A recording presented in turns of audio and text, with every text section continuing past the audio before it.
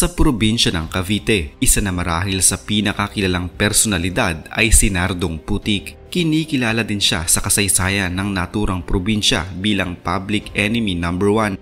Subalit pagdating sa mga pelikula tungkol sa kanyang katauhan ay ginagawa siyang isang tila bayani o superhero ng bayan. Magkagayunpaman, hindi may kakaila na si Nardong Putik ay isa sa mga pinakakontrobersyal na pangalang tumatak pagdating sa krimen sa kasaysayan ng Pilipinas. Si Nardong Putik ay kilala sa kanyang mahiwagang anting-anting na sinasabing pananggalang niya sa kamatayan. Sa kanyang katanyagan sa pop culture ng Pilipinas, nagkaroon ng dalawang pelikula si Putik noong 1972 at 1984 kung saan dalawang beses ginampanan ni Ramon Revilla Sr. ang bantog na karakter. Isinilang si Leonardo Manesio noong ika-25 ng Marso 1925 sa isang simpleng pamilya.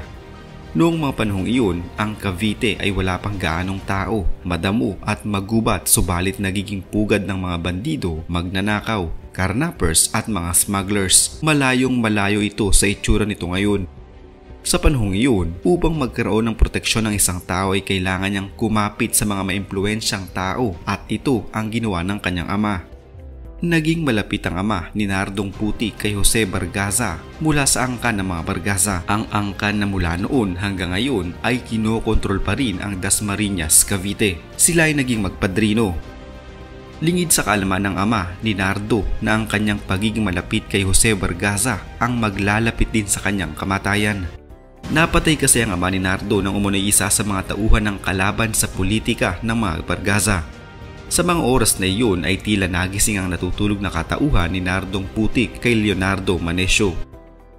Nagsimula si Nardo bilang driver at kalaunin naging pulis sa bayan ng Dasmariñas sa Cavite hanggang sa maging isa siyang matinik na tagasunod ng isang prominenteng pangalan sa politika sa Cavite. Nasangkot siya sa hindi na mabilang na mga kaso mula sa pagnanakaw, pangingidnap, pagdadala ng mga armas hanggang sa iligal na pagtatanim ng marijuana. Ang kanyang grupo ay kinatakutan at talaga namang pinag-usapan sa buong probinsya. Kung may itinuturing na hari ng Tondo, si Nardong Putik ang itinuturing noong hari ng Cavite. Nagkaroon pa noon ng pagkakataon na pinag-aagawan ng mga politiko si Nardong Putik upang masigurong hindi mawala sa kanila ang kanilang posisyon. Ang galit at pot na ito sa kaloob-looban ni Nardong Putik ay mula pa din sa pagkakapatay sa kanyang ama nang walang kalaban-laban. Gaya ng nasasaad sa mga kwentong bayan, ang pangalan ni Nardong Putik ang siyang ibinansag sa kanya dahil sa umunoy pagtatago nito sa ilalim ng putik sa tuwing hinahabol siya ng mga pulis. Gumagamit siya umano ng tangkay ng dahon ng papaya o kaya'y kawayan upang magsilbing kanyang tubong mahihingahan habang siya'y nakalubog sa putik. Pinaniniwalaan din ng marami na nagagawa ni Nardong Putik na makapagtago at hindi mahuli ng mga pulis dahil sa taglay nitong anting-anting o agimat. Makikita pa noon ang mahiwagang medalyon niya o agimat bilang isang tattoo sa kanyang katawan. Kasama nito ay ang salitang kilabot na nakatattoo din sa kanyang katawan. Taong 1952, dahil sa labis na kapangahasan ni Nardong Putik, siya din ang nanguna sa tinaguriang Maragondon Massacre kung saan ikinamatay ito ng maraming tao, kabilang na ang isang mayor, police chief at iba pang mga opisyal. Silang lahat ay pinatay sa pamamagitan ng kutsilyo. Isa sa mga kalaban umano ng mga biktima sa politika ang siyang nag-utos kay Nardong Putik at sa mga kasamahan nito na gawin ang pagpaslang. Dahil sa nagawa niyang krimen na ito, ikinulong si Nardong Putik subalit taong 1955 nung siya ay makatakas sa kamay ng mga alagad ng batas. At muli, taong 1957 nang pinangunahan naman niya ang hindi malilimutang patayan noong election day sa taong iyon na nagresulta sa pagkakapatay kay Lieutenant Colonel Laureano Maraca, ang provincial commander ng Cavite. Isang taon nang lumipas ay sumuko si Nardo sa mga pulis matapos ang pakikipagpalitan niya at ng kanyang grupo ng bala ng baril sa mga pulis sa loob ng halos isang oras. Pinatawan noon ng parusang 182 taong pagkakakulong si Nardo sa Bilibid Prison.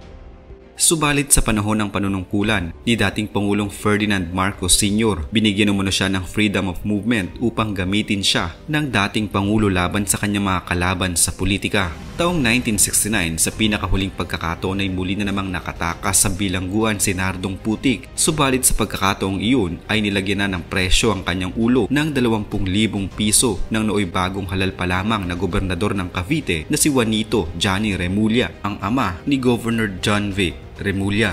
Sa panahon ng pagiging pugante ni Nardong Putik, nagawa niyang makapatay ng 2 National Bureau of Investigation agents na buntot ng buntot sa kanya. Dahil dito, nagkaroon ng pagkilos ang NBI Constabulary Force sa isang layunin, ang mahuli si Nardong Putik, patay man o buhay.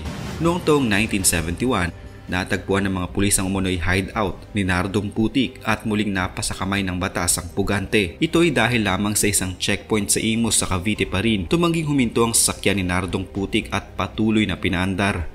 Nas 20 mga pulis ang bumuntot sa kanya at pinaulanan siya ng bala. Sa kasamang palad, tila hindi gumana ang umunoy anting-anting ni Putik at tinablan siya ng bala na kanyang ikinamatay.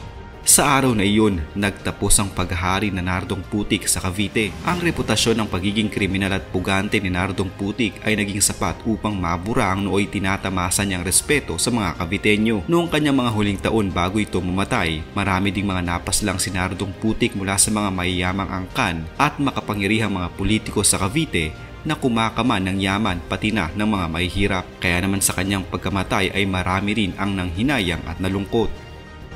Noong mga panahon na laganap ang nakawan ng baka sa probinsya ng Cavite, walang ibang takbuhan ng mga dehadong magsasaka kundi kay Nardong Putik na agad niyang nasosolusyonan ang problema. Para sa mga kakilala ni Nardong Putik at kanyang mga kasama, siya ay isang judge, jury at executioner. Subalit ibang kwento naman pagdating sa kanyang kaaway at wala sa kanyang panig. Bagaman mahirap patunayan, lumitaw ang balita ng malaon na hindi talagang tinambangan si Putik dahil sa teoryang di siya tinatablan sa katawan at sa ulo lamang. Isang malapit na kaibigan ni Putik ang kinasabwat ng isang makapangyarihang politiko kapalitang kung ano-anong konsesyon para patayin si Putik. Nilasing nito di umano ng husto si Putik sa loob ng Josephine Resort sa Kawit, Cavite, tsaka pinagpapalo sa ulo. Isinakay sa kotse nitong Impala, tsaka pinaulanan ng bala ng mga otoridad. Hindi pa man natatapos ang buwan na iyon, pinatay din ng inupahan di umanong pumatay kay Putik. Hindi napatunayan na dahil nga sa isang agimat kaya nagagawa ni Nardong Putik ang mga hindi nagagawa ng mga pangkaraniwang tao. Totoong katauhan ni Nardong Putik at naitala ito sa ating kasaysayan. Subalit ang pagkakaroon nito ng agimat ay bunga na lamang